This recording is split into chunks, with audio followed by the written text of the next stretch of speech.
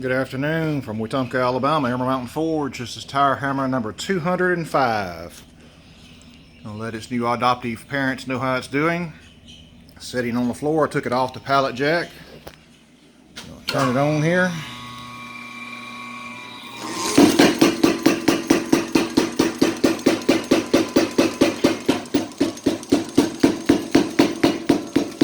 Very good control.